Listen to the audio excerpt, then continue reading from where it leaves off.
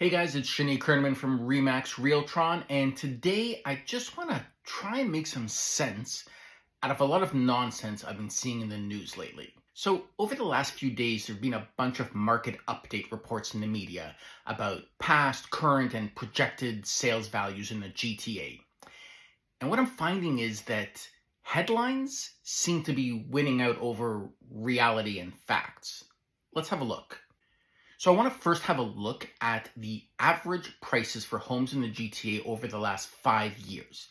This will give you a great baseline to understand where we've come from and where we actually are now. So obviously the first thing you can tell from these graphs is that the last 5 years has been pretty strong for the Toronto real estate market. So in 2020, we saw a 10% increase in values.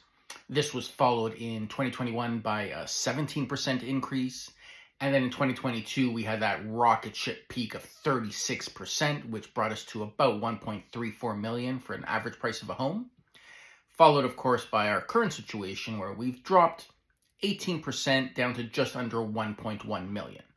Okay, so those are the facts. That's where we actually are at right now.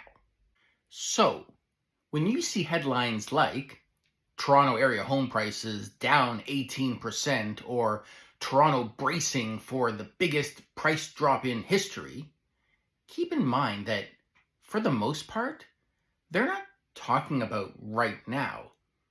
They're referring to the peak. That's the peak we already came down 18% from. That's why we're here now.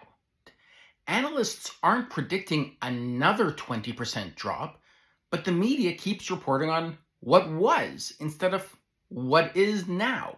It's almost as if the media is trying to predict a future that's already occurred. In fact, if you look at the current numbers, we're actually trending up 5% month over month this year. So I'm not saying that the market is rainbows and unicorns like it was a year and a half ago, but it's nowhere near as dire as the media is spinning it. Our market had a crazy peak, and then it bounced back down. And now it seems to have stabilized. And that's the actual state of things in the Toronto real estate market. So what's next? Nobody knows for sure. But I can tell you this. I can tell you that the expected price drop that analysts talked about occurred. We're here. I can tell you that signs of market stabilization are seen across the GTA. I can tell you that the Bank of Canada, for now, has decided to hold interest rates. I can tell you that there's tons of buyers who've been sitting on the sidelines and are just waiting to get back in. And I can also tell you that current inventory levels are about as low as we've seen them in history. What all that should be telling you is that although the media loves to play the doom and gloom game, things really aren't so bleak out there. And in fact, savvy buyers are out there taking advantage of the opportunities that do exist right now. And what I can also tell you is that soon many of those buyers who've been sitting in the sidelines are going to jump back in. And unless we see some sort of surge in inventory levels, the lull in home prices we're experiencing right now aren't going to last very long. So I'm Shani Kerneman from Remax Realtron, trying to make a little sense out of a lot of the nonsense out there.